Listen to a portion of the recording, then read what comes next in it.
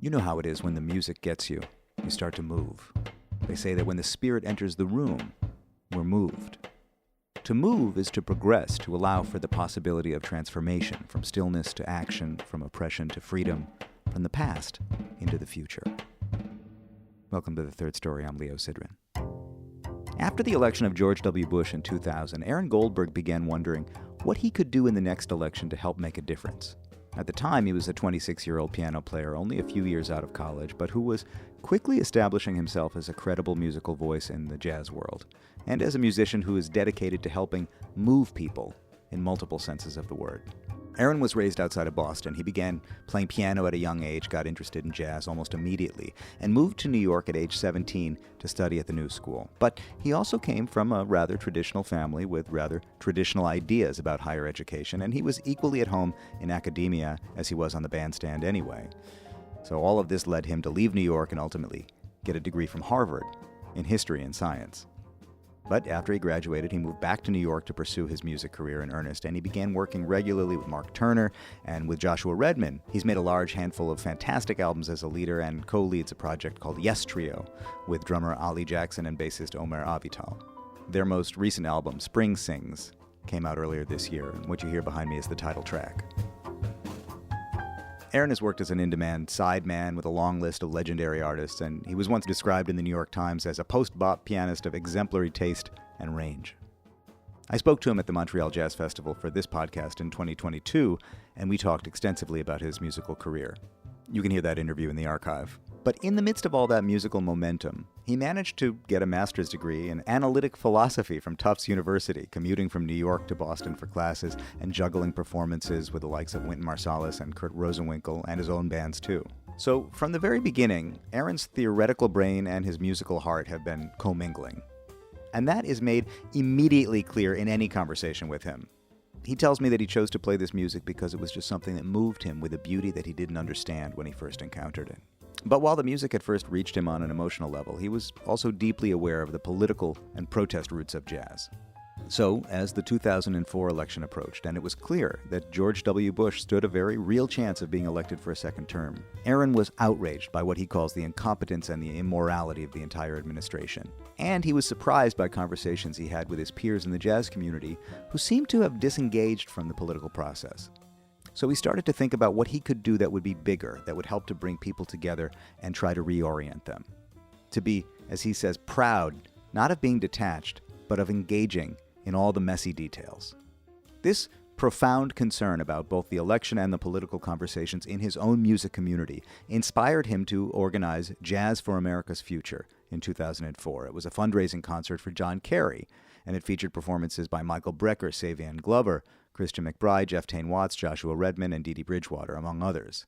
Aaron Goldberg has organized a similar event in every presidential cycle since 2004. This year's event, called Jazz for Kamala, was held at Le Poisson Rouge in New York on Sunday, October 20th, which was conveniently, and as he tells us, coincidentally, booked on the 60th birthday of Kamala Harris. Performers included Kenny Barron, Al Foster, Jeff Tain Watts, Ron Carter, Joe Lovano, Joshua Redman, Dee Dee Bridgewater, Christian McBride, and Aaron Goldberg himself, among others.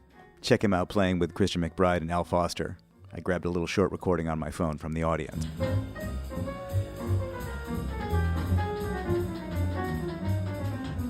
Jazz for Kamala raised $42,000 on the day of the show, and donations can still be made on the website.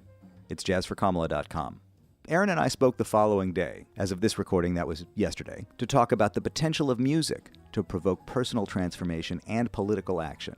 His own relationship with activism and progressive politics, public education, concert curation, and Gaza. Please consider subscribing to my Substack. It's leosidran.substack.com to get new podcast episodes, articles, and news from me. Also, you can check out the full archive of episodes at third-story.com, including past episodes with, fellow Massachusettsans like Adam Schatz, Larry Goldings, John Fields, George Wein, Ella Feingold, and Lauren Henderson. Subscribe on Apple Podcasts or wherever you do your podcasting. Tell your friends, leave stars, leave a review. I make this thing almost entirely alone. You can help me to grow it by spreading the word. And most importantly, remember to vote. Here's me and Aaron Goldberg having this very moving talk in Brooklyn yesterday. I want to get the sort of the background on this and how you started putting this together, but I also think it is such an opportunity to talk about why jazz is the perfect platform to talk about democracy. So having said that, Aaron Goldberg, I can't even believe I got you to come here today, considering I saw what you had to deal with last night, which could not have been an easy puzzle to put together. I'll admit that I'm a little tired. I might be exhausted even, but it's always a pleasure to come talk to you and especially get to see your little studio here. Yeah. You know, there's an enormous amount of reward, obviously, that comes from putting in that kind of work. And I honestly could only do it once every 4 years.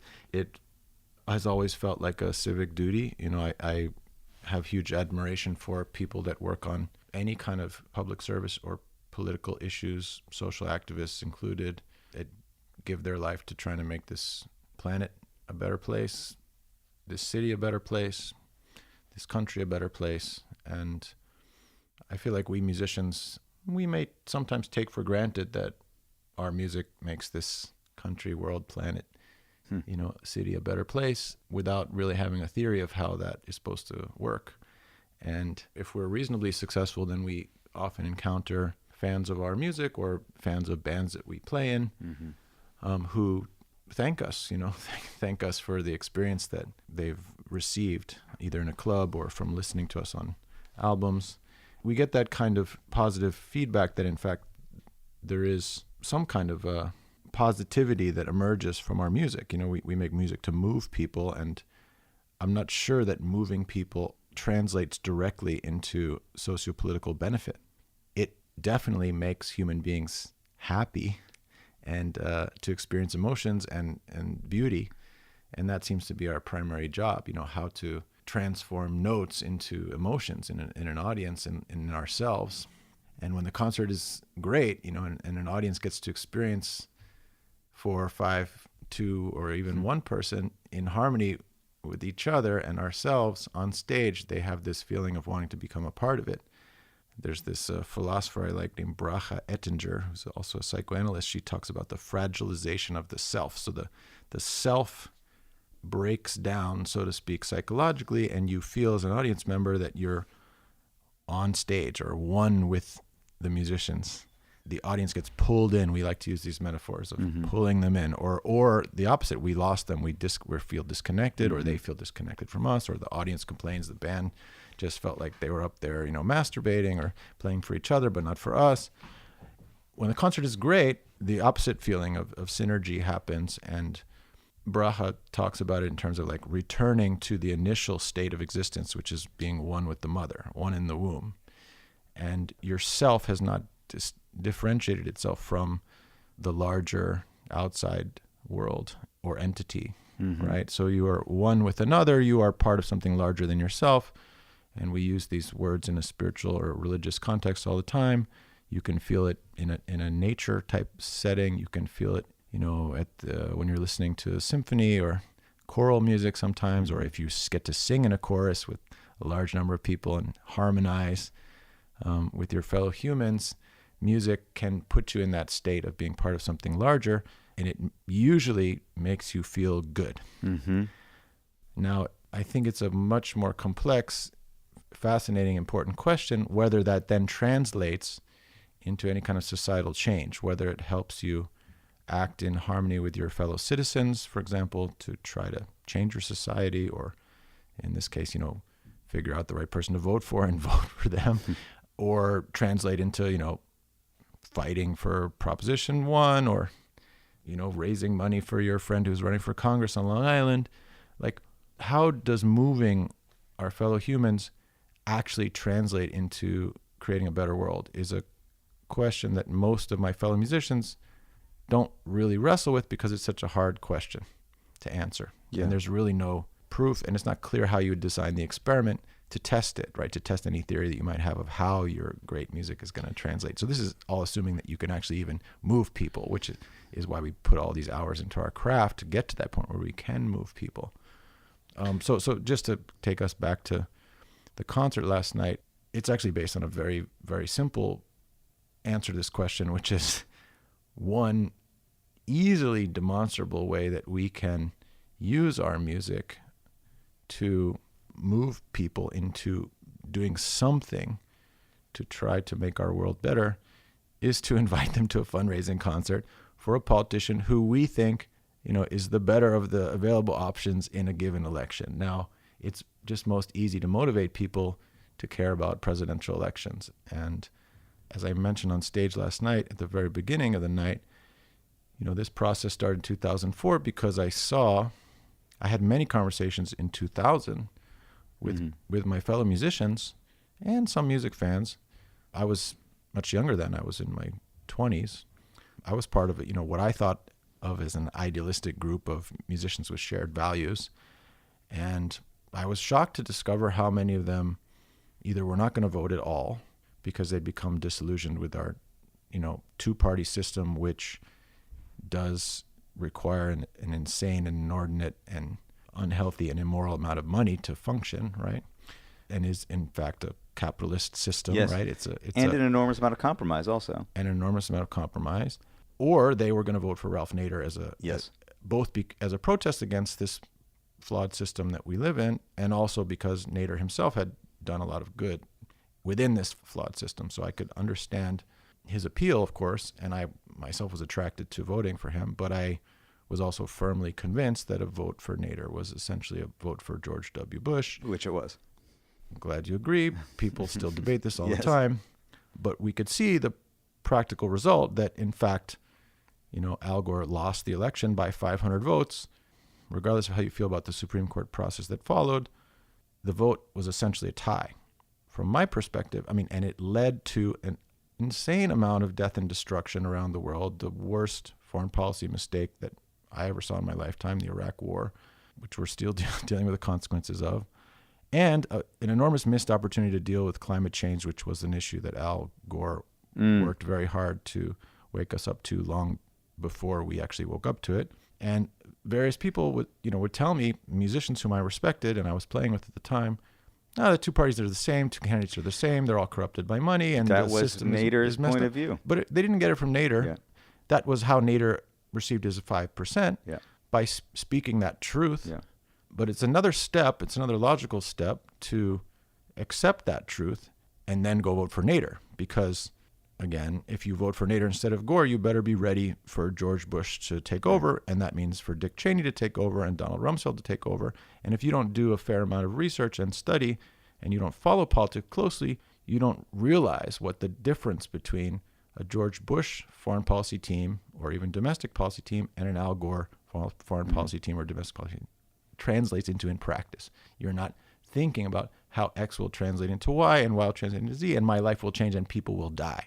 And we ended up with all these foreign policy neoconservatives who designed the Iraq War and, perpetrated a big lie on the American people and killed a lot of innocent people and also caused ourselves an insane amount of not just reputation demise, but also blood and treasure, as they say. Like we've never recovered from that drastic decision. And it's crazy to think that 500 votes in Florida made the difference. So that's when you thought that's when I said you could make a difference. So I didn't actually realize at that point that maybe a jazz concert could help. Yeah. On the contrary, I was just angry. I was just, first of all, shocked and horrified. I remember the election perfectly. I remember that I was in Madrid in a hotel. I went to bed after watching the results at about 2 or 3 in the morning, Spain time. Looked like Gore had won. I woke up in the morning, 9 a.m. Spain time. Looked like maybe Gore hadn't won, and then the mess started. And I was just shocked that we were in that situation. So it's one of those moments. It's not quite the same as JFK being assassinated, but it's one of those moments we will always remember. Yeah. That because I remembered all of these conversations that I'd had with people who were fed up with the system, what we would consider the far left now, and were either voting for Nader or just more commonly refused to vote. And they were just cynical and uninformed. And I was shocked that most of them were very intelligent people who did pay attention to all sorts of other issues that I cared about, did have the same moral values as me. They had just kind of bid the system goodbye, and I think they took a certain pride in that because we're musicians. We're above the system. We care about higher things. We see the big picture, and we see that it's all bullshit. Yeah. We don't want to dig into the weeds and get into the messy details because they're all so cynical and it's just part of the system that we don't believe in. And it's a waste of our time, essentially. Beneath us. It's beneath us. I was shocked when I started thinking more about that because, the music was always so sociopolitically engaged from the beginning. It was, it was a product of African-American culture, which was itself marginalized severely during a time of, racism we can't even really imagine, contemplate today. It's completely ingrained in society. And it was a protest music in 50 different ways that, I could spend months talking about. An assertion of common humanity, a aspiration to express the genius of people that are treated as second-class citizens, as well as, of course, move and change the society and protest various things that are wrong with it. It's impossible to separate music from the civil rights movement, jazz music in particular, just like it's impossible to separate, South African music from the anti-apartheid movement there. So how did we get so disconnected that musicians could, profoundly great, brilliant musicians, could be proud of the fact that they're above the system, meaning, above in quotes, like we are not engaged and proud to not engage with this. So that troubled me, and I started to feel like we not only need to do something, but we need to try to address this issue in our community. I don't want to blame any one person for it. I don't think it happened in any intentional way, and I think many people who were ascendant in that period, including Winton himself and Lincoln Center, were actually activists in many ways. Well, there was always the narrative of jazz and democracy, jazz as a democratic exercise. What happens technically on stage between musicians as being an assertion of democratic values. And that was part of, or has been part of, Winton's narrative for a long time. Correctly, part of it, and it's the Ralph Ellison, Stanley Crouch, Albert Murray narrative that I think is completely on point. But I think Winton himself, I know him a bit, and I've discussed this with him, was also motivated 1,000% correctly to try to counter this idea that jazz is merely America's greatest art form as opposed to African America's greatest art form. It's a Black American art form. The great progenitors of it, the icons of it, the exponents of it are all Black American geniuses. And there was some debates among critics that you probably remember in the back of your mind during that time, like how important was Big Spiderbeck, et cetera. Winton won all those debates. Winton and Stanley Crouch won them because they were right. Like, you just can't compare the influence of the great white musicians to the great Black musicians. And why would you even want to try? None of the great white musicians would ever claim to be as influential on the on this music as the Charlie Parkers and the Louis Armstrongs and the Duke Ellingtons and the Thelonious Monks. So Winton did have an activist mentality about that, and he succeeded in winning that battle. But I think there was a sense at which you weren't supposed to get into the details of like whether you want to vote for Al Gore or George Bush. Like, of course, Winton himself would vote for Al Gore, but we weren't engaged in that level. Long story short, 2004 rolled around after the Iraq War, after so much death and destruction, after it became clear that this was all a big lie and a total disaster for us and for everybody that was caught in the middle of it, and that the end result was going to be just as bad or worse. After it was clear all the mistakes of this administration, as well as the dishonesty of it, it was possible that our country was going to vote back into power the same administration, the same regime. People that had, good choice of word, the same people that had proven their immorality and incompetence. We were going to vote them in again. 2004 rolled around. I thought, my sister at the time was writing software for the Democratic Party election software, campaign-related software. And I was also in touch with many people who were working for the Democratic Party on campaigns. And I myself had gone with John Ellis, actually, to canvass, I think in the 2000 election maybe. And I started to think, like, well, what could I do that would be bigger, that would help to bring us all together and to try to reorient us to get more involved and be proud not of being detached, but of engaging in the messy details, including the compromise, the conceptual compromise of even agreeing to this idea that, we need to raise money for our candidate, which is itself, I would say, a profoundly flawed system that makes all the excesses of capitalism worse. And right, so that's true. So by engaging in it, you are accepting the premise of you're, money in politics and contributing to it to some degree. I would strongly argue that by not engaging, you're also accepting the premise. Yeah.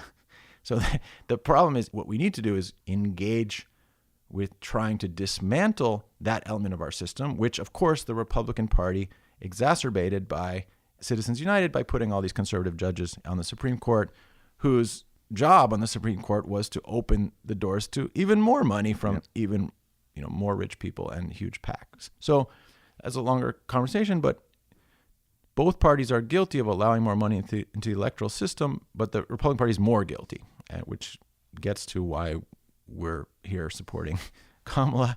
There are many such cases where the two parties, to a complete outsider, doesn't pay that much attention to the details, look equally guilty. But when you do look at the details, you see that actually one party is far more guilty. Mm-hmm. And therefore, if you don't support the lesser of the two evils, so to speak, the less guilty party, then you're essentially supporting the more guilty party, because you're allowing them to win the election unopposed.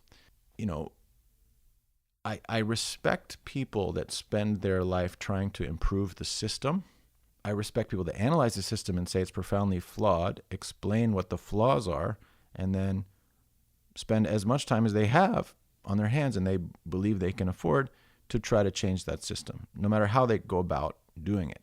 If you're a revolutionary and you believe in armed revolution, you think that's the only way to upend the system and change it for the better, you have the right to say to me, you're complacent, you're complicit, mm-hmm. you're accepting things you should not accept on a moral basis. Join my revolution. Mm-hmm. I respect you. I may or may not join your revolution, but I think you have a right to say that to me. Yeah. If you're completely outside the system and you're cynical and you're complaining about the system accurately, you're capable enough, savvy enough, and paying enough attention to recognize what's wrong with the system, but your answer is to just detach, I don't think you have standing to mm-hmm. make that complaint. Mm-hmm. So personally, I try to convince myself, which is hard to do sometimes, that it's not enough to complain. You have As a matter of fact, once you recognize the complaint, it comes with a certain responsibility. That's what I'm hearing you say.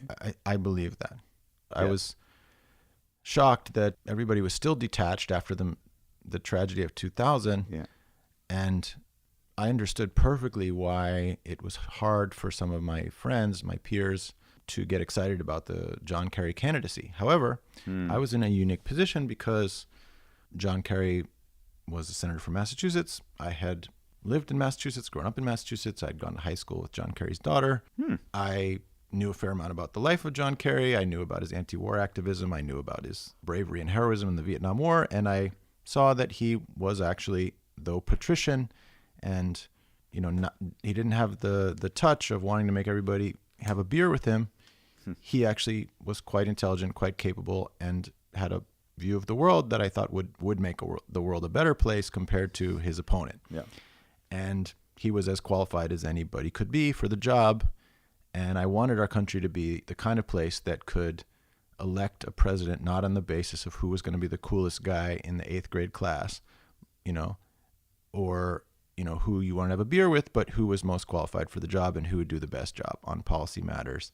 I wanted us to be a more serious country that was, capable of electing an Angela Merkel, for example, despite her lack of charisma. And it was devastating to me that, we could potentially elect George Bush twice after he had shown his incompetence and the immorality of his entire administration. We were going to reelect these guys. That was not the country that I wanted to call my own. And so I realized that, okay, well, this is the nature of our system. I don't have a right to complain unless I try to do something about it.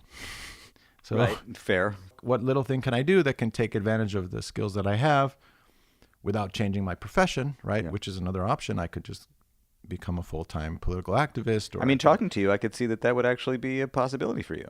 Maybe, I could decide to write things. There's a lot of things I could do, but from the inside of my profession, using the skills that I had and the connections that I had and the people who I knew who cared, at least we could make a political statement. It was never really about raising money in the sense that I thought that the specific amount of money we would raise would make the difference in the election, although I did recognize this idea that the elections are often ties and, small amount of airtime actually can have an effect. But it was mostly about making this statement that we the jazz community want to re-engage. We want to re-engage with the messy details to try to make this world better and at least not recapitulate the same mistakes that we just made.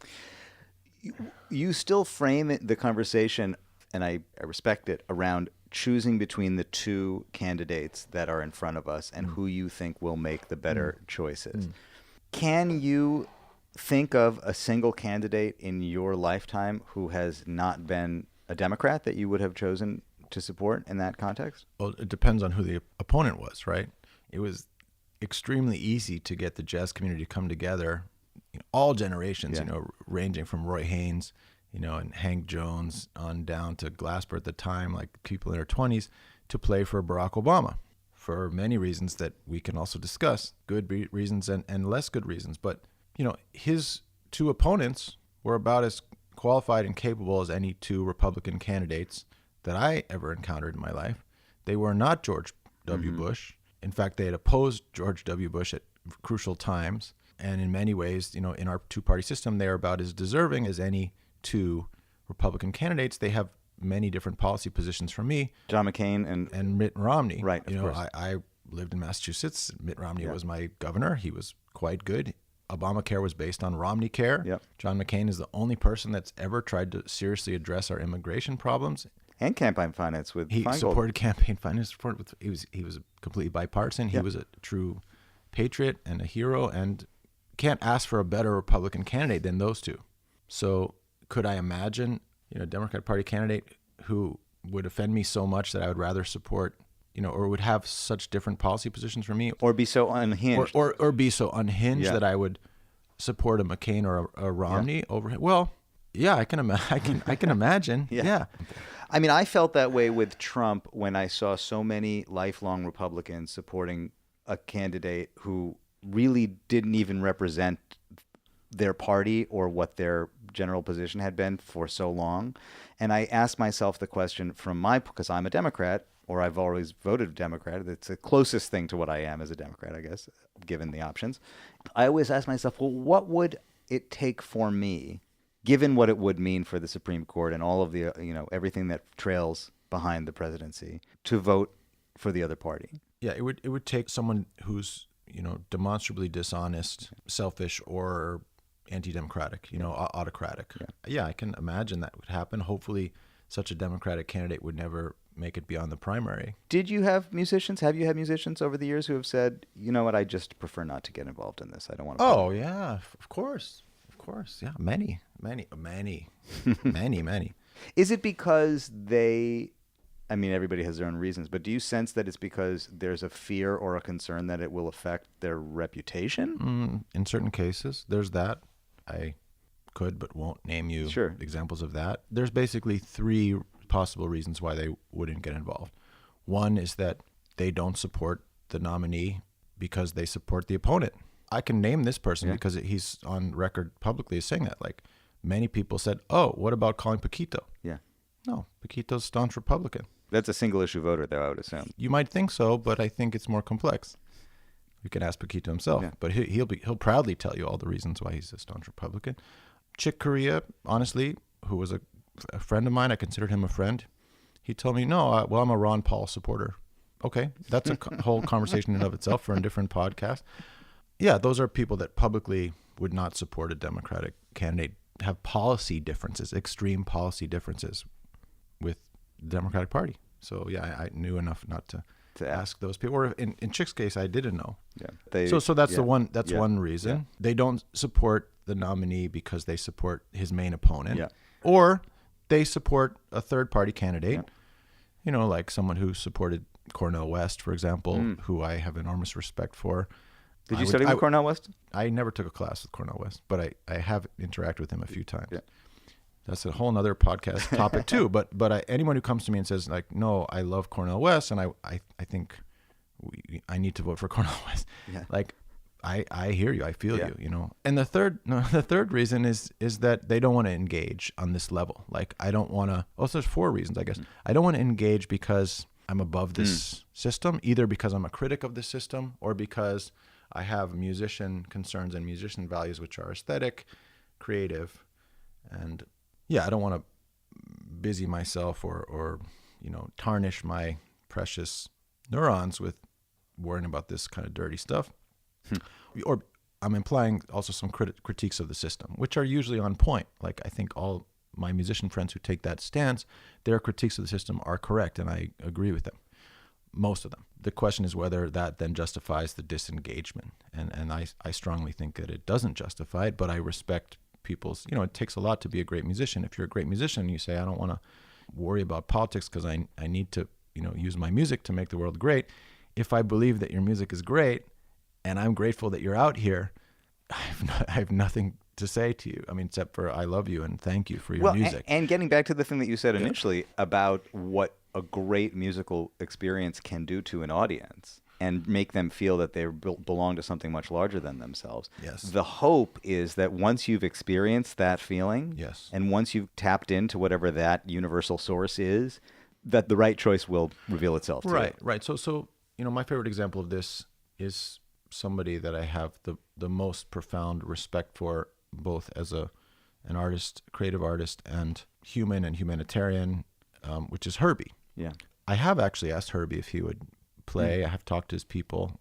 I know him just a little bit, and he's never been available, so it's never really come up. But I imagine there's probably a part of him that would, I imagine his answer might be something like, I would rather engage in this other way, because he's already engaged, right? He's a UN ambassador. Yes. He's UNESCO, right? Culture ambassador. He's engaging to spread this message that jazz is international. It's not mere. It is Black American music, but it's also a gift to the entire world.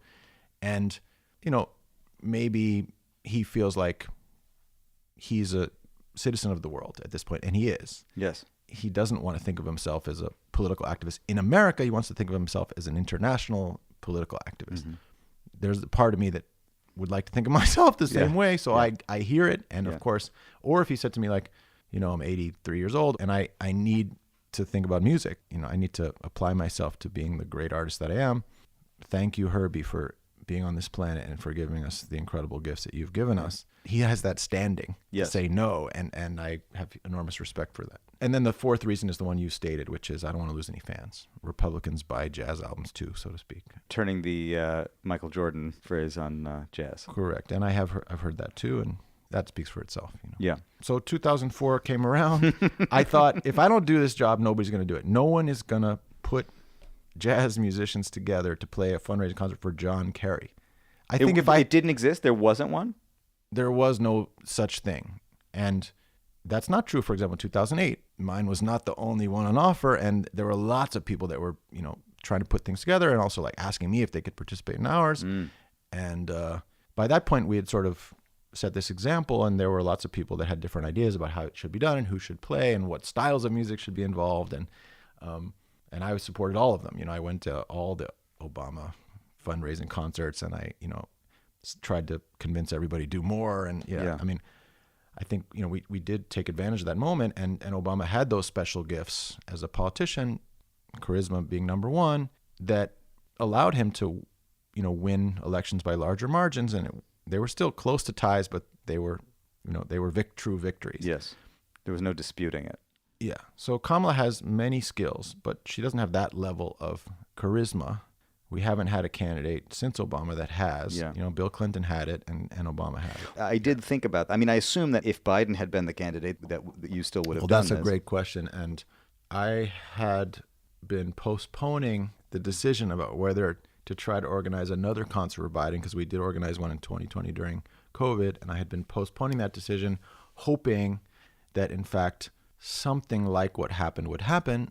I would say I was 65% sure that it would happen. Yes. And so I was biding my time to see if it would happen and hope that I wouldn't have to make the really hard decision about whether I should try to do it if it didn't happen. And it's hard for me to say what I would have done, but I think it would have been very challenging to put together a concert in support of a second Joe Biden candidacy. I think it would have been very difficult, and I myself would have had serious reservations about it.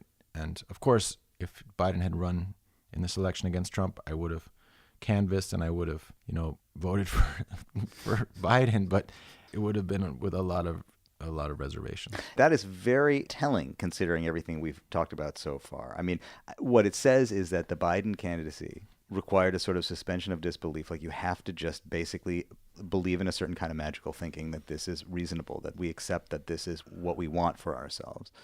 So what you're saying is... It's not policy-based. Anyway, long story short, it would have been very difficult for me to feel good about promoting Joe Biden as my candidate simply for mental fortitude reasons at his age. It just seemed too clear that he was not going to last another 4 years. I didn't want us to be a country that was incapable of replacing a sitting president with a better candidate who could, at minimum, be healthy for the next 4 years.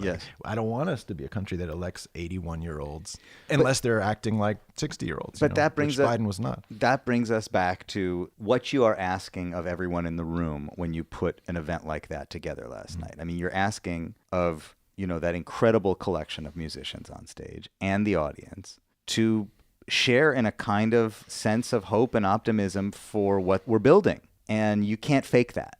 You personally can't get up on stage and act like you believe it's the right thing to do if you don't. Correct. It's well put. I don't need to restate that. That's one reason why it was easy to get people to play for Obama. Yeah. And why I was so moved the very first year in 2004 when Christian McBride said yes, when Dee Dee Bridgewater said yes, when Joshua Redmond said yes, when Michael Brecker said yes, when Jeff Tain Watts, when Savion Glover said yes. There was no precedent for it, and I knew none of them were excited about John Kerry. I was more excited about John Kerry because I was the one who had been paying attention to the fact that John Kerry was actually a good senator from my home state.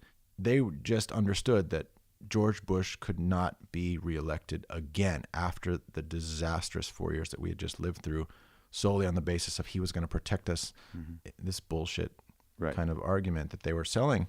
So they just objected to that whole idea that you could pull a fast one on us and we haven't been paying attention. No, we're paying attention enough to know. And they accepted this realist principle that I fully accept, which is, we have a responsibility in our democracy. If we benefit from living in this society and following the rule of law, and having the opportunities that this very privileged country affords us, that we need to engage in the political system that gave rise to this country and continues to undergird this country enough to participate in it as citizens and do, as Dee Dee said last night, do our duty and vote, engage at least that minimum amount. You don't have to put on a concert, but you do have to vote. And that voting is a responsibility, which is why we should teach civics to everybody, which is why we need to educate, publicly educate our population to make informed decisions so that we don't end up in this situation where we can easily be hoodwinked into voting for, Donald Trump twice or George W. Bush twice because we think he'd be fun to have a beer with or we think he's funny, and we don't worry when Trump says something authoritarian because it's just a joke. Oh, he's just entertainment, or, whatever people's reasons are that are not well informed. We need to educate people enough to recognize disinformation, especially in an internet-driven political system. We're not doing that. We failed. We got the president we deserved in 2016 and also in 2000 and 2004, sadly, despite our concert, because we have failed as a country to educate all of our citizens to a high level. We have become a country, and it's very easy to say why, and it's still sadly not talked about very much. We have zero equality of opportunity because our education system is based on property taxes from the neighborhood that you happen to live in. Your school budgets are tied closely to the property taxes in your neighborhood, and the school quality correlates disturbingly with economic advantages in particular neighborhoods, particular counties, and school districts. So, it's just unfair that if you're born into a particular neighborhood, your education is going to depend on how much money people in that neighborhood make. That's a crazy system, especially if we pride ourselves on equality of opportunity. It goes against the entire notion of public education. It's completely anti-meritocratic, and it's morally offensive, and nobody talks about it. And both parties are actually guilty in this because we have so many, not in my backyard kind of cases where there's been chances in liberal states and liberal communities like Brooklyn, New York City, and New York State to change this. And people say, oh, no, well, I moved into this neighborhood because the schools are good. And my little Park Slope neighborhood is an example of this. We have a great public school, elementary school, 321 down the street. Property values are high in my neighborhood because that school is good. Everybody wants to send their kids there. That is profoundly immoral and unjust. I'm also reminded, and I know that you must be constantly aware of it yourself, that you went to one of the most elite universities that I don't know, where'd you go to high school? I went to a private elite high school called Milton Academy. Ah, yes, you went to Milton Academy. Okay. I was a beneficiary of this completely unfair, elitist, anti-democratic, anti-equal opportunity system that allows certain kids access to a much higher level of private education. And then you went to Harvard after that. But I also, before that, I should say that I went to public elementary and middle school, but in a town called Brookline that had reasonably good public schools. So I also benefited from that unfair, advantage, privilege, so to speak. And so then the question that I ask is, do you need this kind of education to reach the conclusions that I hope not. That you've reached, although it is telling that the result of all of that privilege has led you to a deep recognition of how broken the system is. Well, right. So I think that I tend to overestimate the value of a quality education in terms of instilling moral values and ethical values in its beneficiaries, right? So it is quite possible, and I know there are many famous examples of this. Let's think of like Elon Musk. There are plenty of beneficiaries of elite education who end up essentially having selfish, ego-driven values, right? Even to the point where they're willing to contemplate the possibility that the products that are making them rich are going to lead to the end of humanity. Yes, destroy the world. Absolutely. And proudly say that. 80% Elon, I heard this video of Elon saying, 80% chance there'll be a good outcome, to AI and these robots that I just invented. 80% chance. Meaning 20% chance there could be no more humans on the planet, but it won't matter to Elon because he'll have zipped off to Mars or Jupiter and started his second colony already. Yeah. But I think we are in a dangerous situation at the moment because it seems to me like the people with the most ascendant trajectory from a power standpoint are the tech leaders. The combination of like the new military industrial complex is made up of tech innovators and venture capitalists who are sometimes the same people. And they're the ones who are starting to move the levers of political power. You can see it's very obvious in the case of Elon and Trump. And that's just going to be ascendant. And I think there's a lot of evidence, especially AI is the best example of it right now, the issue, especially the conversations about the dangers of AI. There's a lot of evidence that these technologists and geniuses in this area really don't care about the rest of us. They really just don't give a shit. They are profoundly selfishly motivated, and they're also motivated by, this abstract value of like technologism, like the advancement of whatever it is that, floats their boat at the moment. And that is profoundly dangerous. It's a different kind of danger than say destroying the planet slowly or at this point, in a medium pace. Yeah. This could be the singularity that leads to elimination of humanity. And there's Elon like just laughing about it. He obviously doesn't give a shit because he feels insulated from that danger. Yes. And also, if you take the initial conversation that we had around, okay, jazz can change the world. Sonny Rollins said it, Winton has said it. There have been people over the years who have said it. I did mean to express a tiny bit of skepticism about that, by the way. I felt that, but there's this kind of an innocence and a romance around that. And I think you did express skepticism in the sense that these are all kind of theories that are not really provable, but there's just a sensibility that there's something about this that can change people. I only work on these kind of political fundraising concerts once every 4 years. So the other 3 years and 300 days, that I'm alive, I need to justify my existence to myself on a daily basis. Like, why am I doing what I'm doing? If I didn't believe that I was capable of moving people and hopefully causing them to fragilize themselves, to use Bracha's metaphor again, feel that sensation of being part of something larger, right? Unifying yourself with that of another and realizing that this is the basis of ethical behavior, right? To feel what it's like to care about the other person's interest is the source of ethical behavior in Bracha's view, I didn't really explain the view, but it essentially like we are born, it's a Humean type of view. It says we are born with this biological capacity for empathy, which comes from the way we enter the world as part of another, right? We only learn to be selfish and egotistical later. We're dependent for a long time, but then you see a kid you start to think about their own needs, and that's a learned, and you're in this fight, this internal battle, the Star Wars type of dark side battle, where you're fighting between the part of you that's selfish and the part of you that feels the force of good, right? Which is just to say, like, the force of being part of something larger that's for the benefit of your fellow human and maybe even fellow creature or planet or universe, that is going to win or lose, right? And you see it with Trump, like the nativism and anti-immigrant mentality that Trump is trying to instill in us is all about bringing out that inner selfishness and that tribalism, which is quite ironic given that our country is built on immigration and how it's quite offensive to me as a jazz musician, especially a white, Jewish jazz musician who plays Black American music with a large number of African American friends. That is another reason why I'm motivated to these kind of concerts. I've said it already, but it's quite clear Trump's not subtle about how he uses these attacks. I mean, the attacks on Haitian immigrants, they're not subtle at all. There's no more dog whistles. Yes. They're not dog whistles. The dog is right there. Yeah.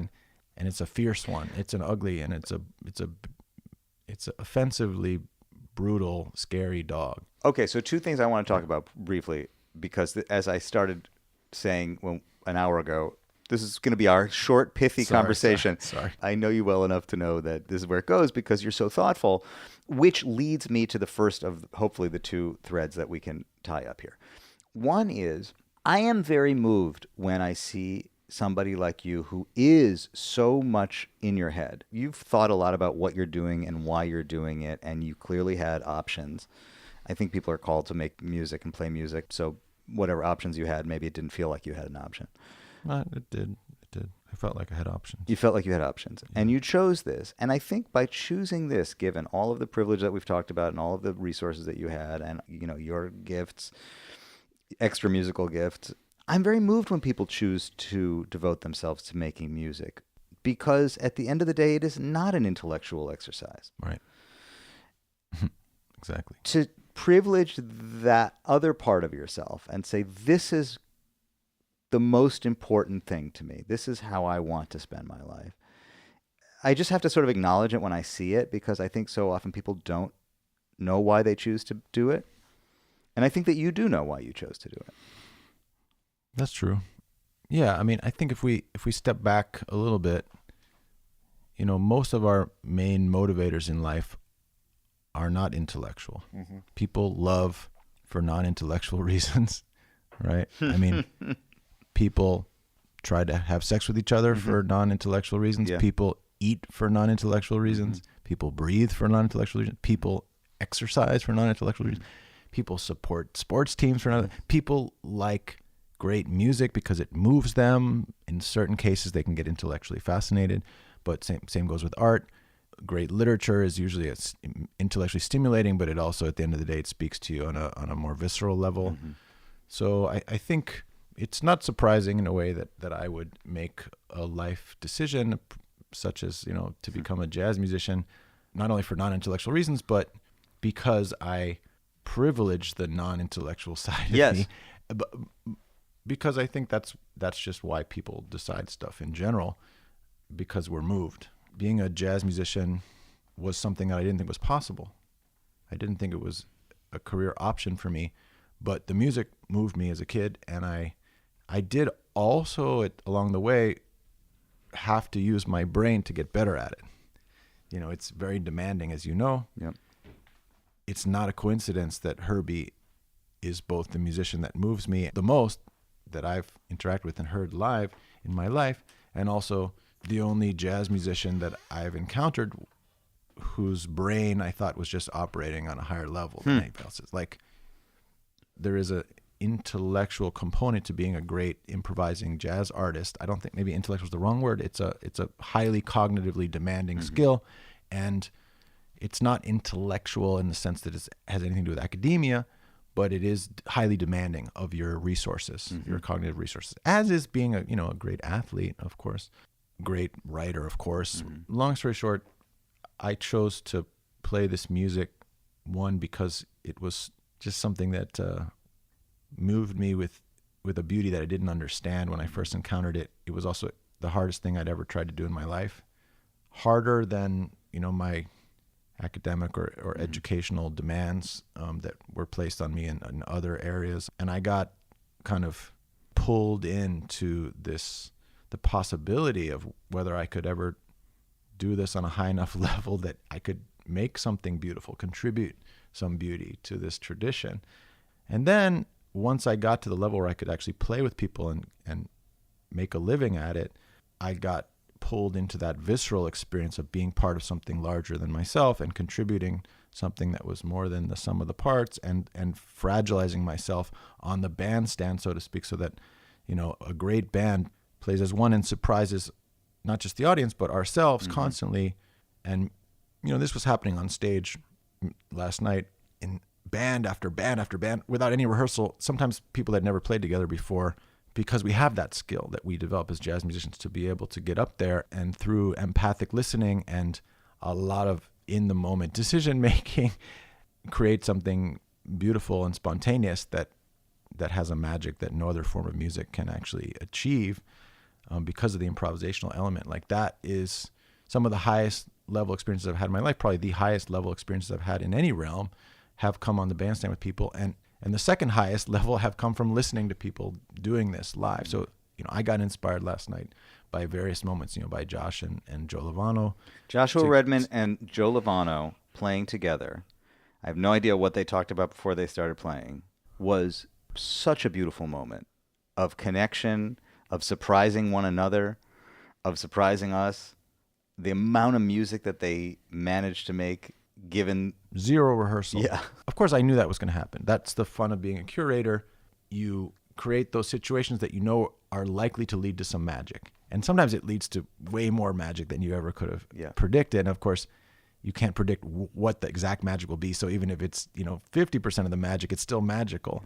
In that case, it was, it superseded my expectations, as did various other moments in the concert. Like, that is an enormous reward. Right, as a musician participating in that, it's an enormous reward. Even as a listener, it's an enormous reward. As a curator, once every 4 years, it's an enormous reward. But it's funny. It's also interesting because you talk about being a curator. I've spent quite a bit of time talking about jazz festivals. I think it's great. I think it's wonderful that people choose to flock to a place and consume a year's worth of music in 24 hours or 48 hours. But maybe they go home and they're full and their hearts are full and they've got a bag full of new records to listen to. Maybe that is what happens. But there's something even more kind of urgent and immediate about it because of the context. Last night also, it's for a cause as well. So it's imbued with another sense of meaning. Yeah, so I think you touched on two crucial points. One is, I have noticed, although I didn't predict this in 2004, but I learned it quickly from that night, that there is something special about musicians playing for a cause that's larger than themselves, that larger than their art, and putting their art in service of something that is societal, that actually makes the music better too, right? So this is the connection to the point I made at the beginning, that jazz was always politically engaged, and that what fueled so much great music, right? When people were fighting for their civil rights, literally playing through their horns, their hearts, asserting their humanity, or in certain cases their superhumanity, right, against the odds, being treated as second-class citizens, trying to move the audience to inspire change in the society and also speak up for themselves, so to speak. That made the music better. In 2004, when Jeff Tain Watts and Savion Glover got on the stage, got paid zero, had never played together, and were there to support this cause, which was essentially, to be honest, getting rid of the Bush administration government. It didn't have anything to do with John Kerry.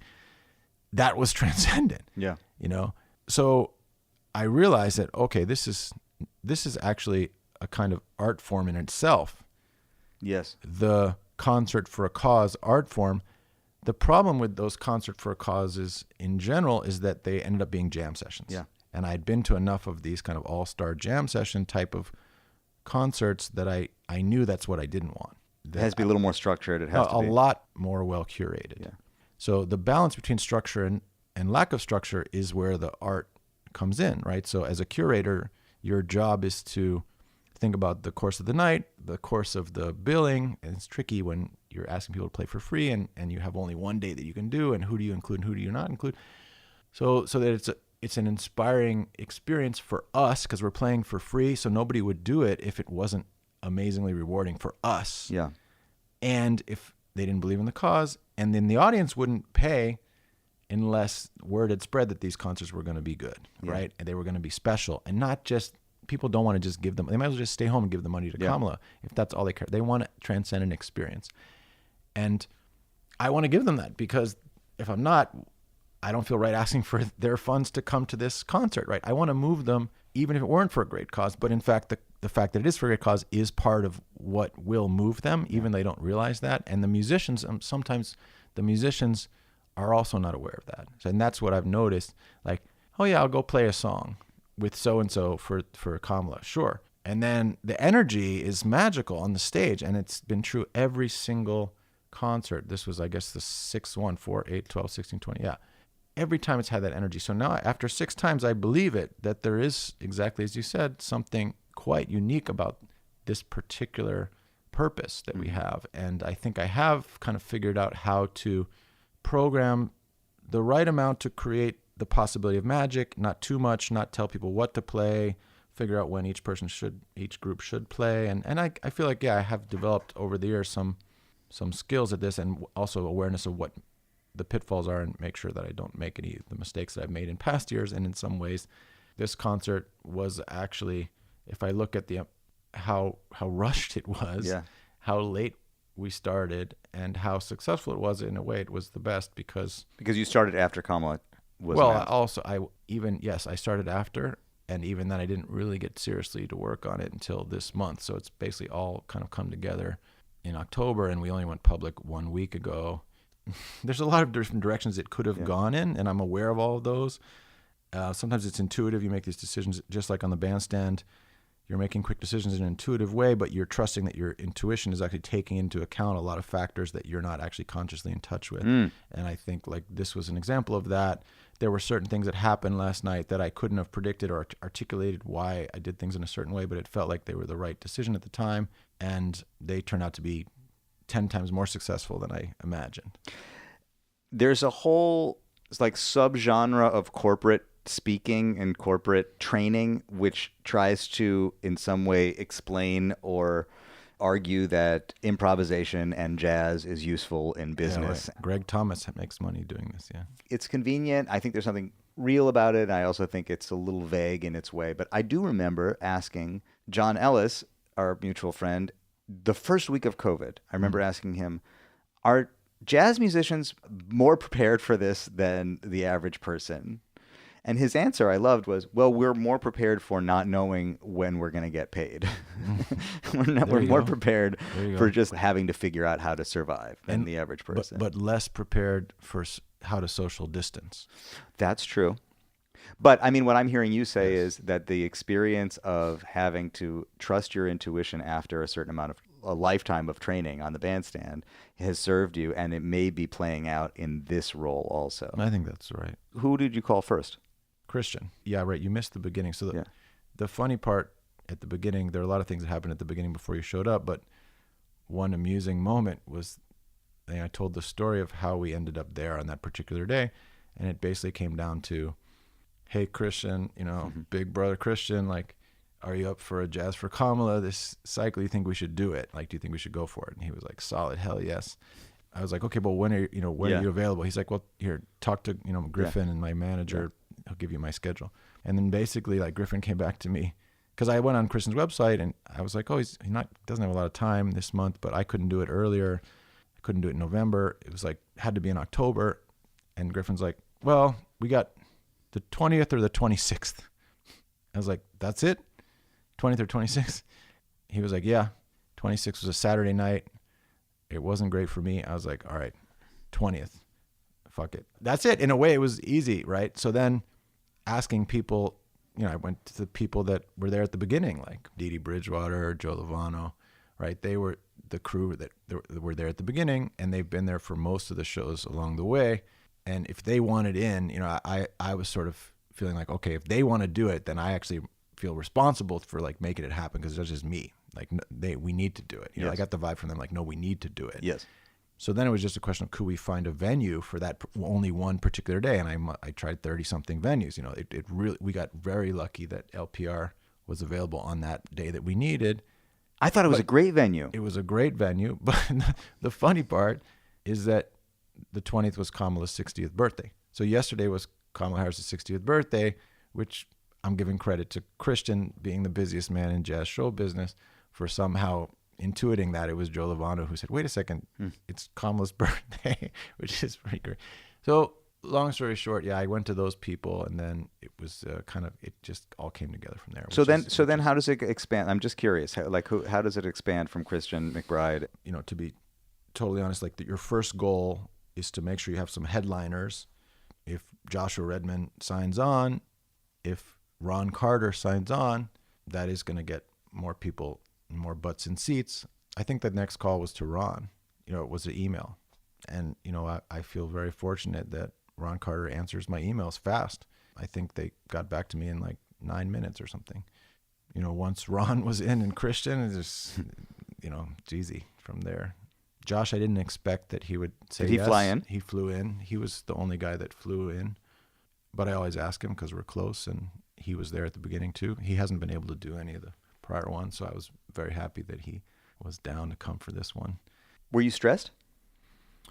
So the stressful part is the preparation part, not the making the bill, not the choosing the artists, because that's a kind of joy, the joy of curation, imagining what's going to happen, bringing people together. That's joy. The stressful part is just the logistics of, creating a website. I had a great help from, Sherry, my former manager, made the website, and coordinating with the team, the campaign, and just making the whole thing logistically function so that people can go to the website, buy a ticket, but the ticket is actually a donation, and then we get the list of people, of donors in exchange, just making sure that part of it is smooth. That's the stressful part. And the other stressful part is, of course, like marketing the thing, especially because I'm a social media antipathic person, not just incapable person. Like I'm highly skeptical of the role of social media in our society and in our jazz community. And at this point, we had no choice, because it was so late, but to try to attract 250 people there basically only through social media. So I was the absolute worst person to try to make that happen, but I had no choice. It was definitely easier to motivate to do it because it was for this larger cause, but I had to figure out how to do it, and I had no idea how to do it. So that part was a little stressful. But the playing part is the reward and the joy. So that there was zero stress there. And then, the actual, like, watching the night unfold in front of me was enormously rewarding, and also zero stress. Like, I know how to play a concert. I play millions of concerts. Yeah. I know how to, enjoy my friends when they get up on stage. Like, that was just the pure joy of it. And maybe to kind of conclude, I was aware that there may be protests, and I predicted correctly, which was fortunate. I sort of prepared the venue for it. I prepared the campaign for it. I prepared Dee Dee for it. I prepared myself for it. And in fact, it happened. And, in many ways, I'm happy that it happened. I think if I hadn't been prepared, I would not be as content that it happened. But I'm a firm believer that the cause that the protesters were there to trumpet and protest was a just cause, and I have supported that cause myself. I have profound disagreements with Kamala Harris and Joe Biden administration about their support for Israel in the Gaza war and in general on this topic.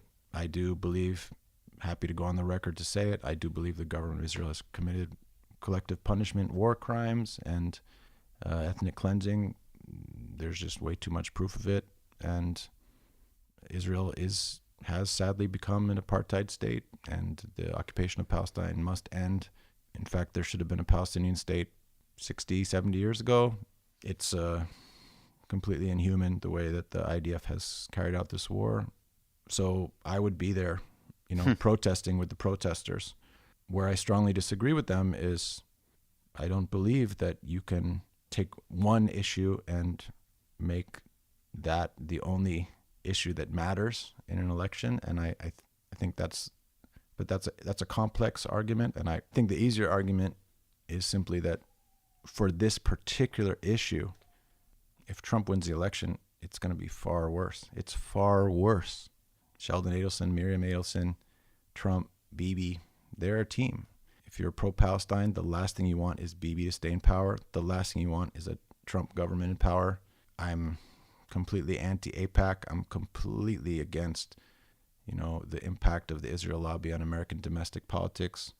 I am a staunch supporter of Kamala Harris in this election. If she wins the election, I'll be out there protesting.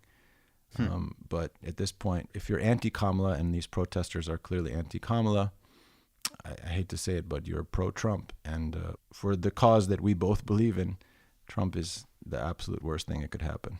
So for me, that's the easy argument, and I haven't heard any good counter-argument to that.